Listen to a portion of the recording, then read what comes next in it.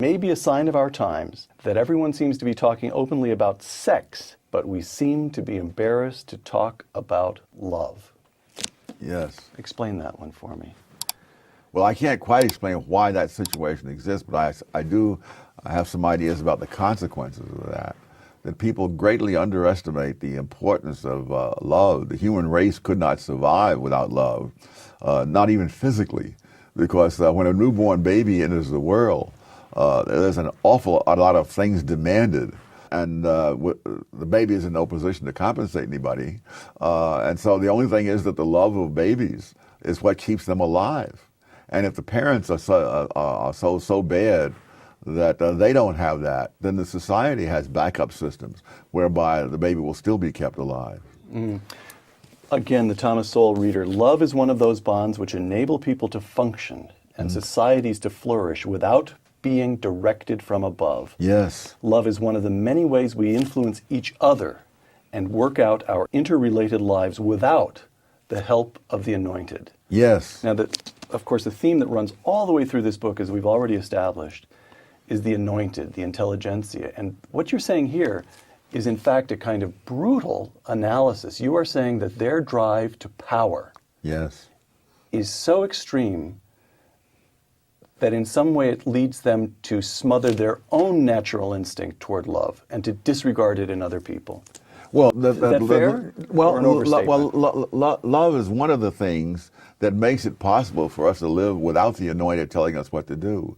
But there are other things, too, that create independence that the anointed are very much annoyed by, ranging from guns to automobiles.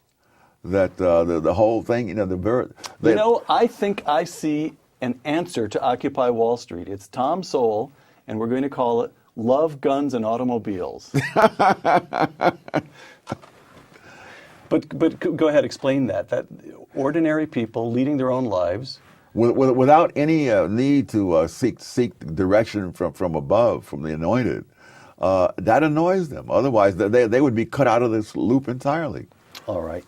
Marriage. Again, the Thomas Sowell reader. Despite attempts to equate married couples with people who are living together as domestic partners, married couples, genuinely married couples, not domestic partners, are in fact better off by almost any standard you can think of.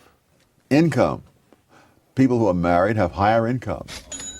Domestic violence. The rate of domestic violence in marriage is a fraction of what it is among people who are simply living together.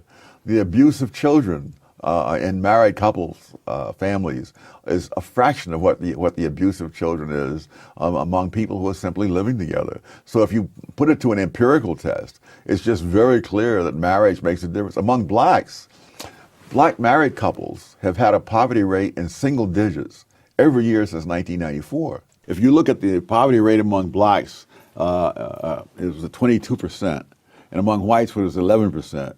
But among black married couples, it was 7.5%. Right. So it's not so they not only do better than blacks as a whole, they do better than whites as a whole. So there is a difference.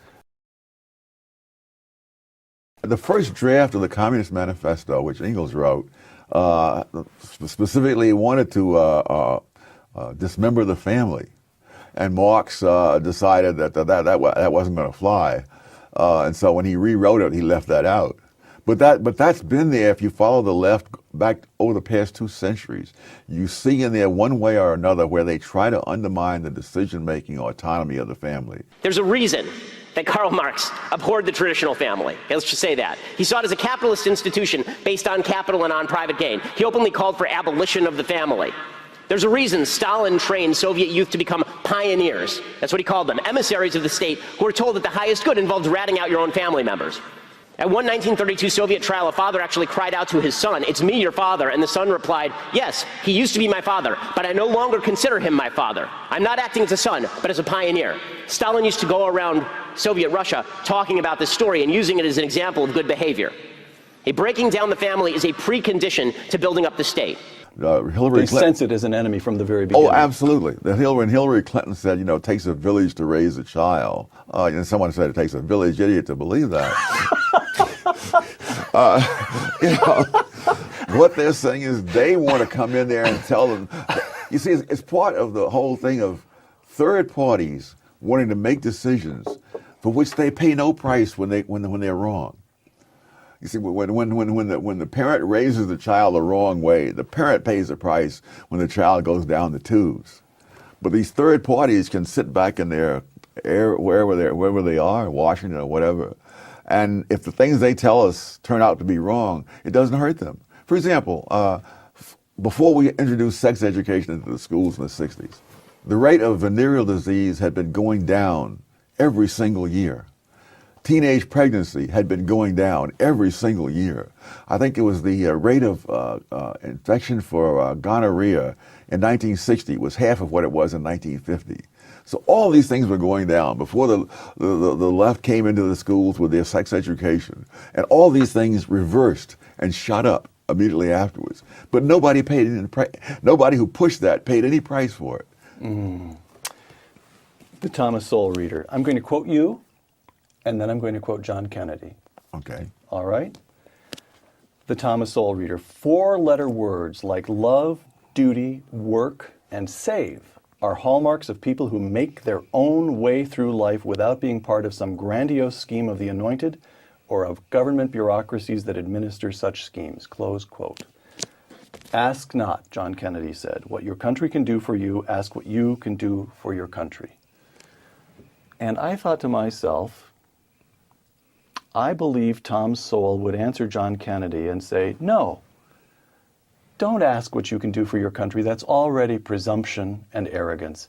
Ask what you can do for your family. Yes. Ask what you can do to take care of yourself. Ask what you can do for your neighbors. Is that true? Oh, absolutely. Absolutely.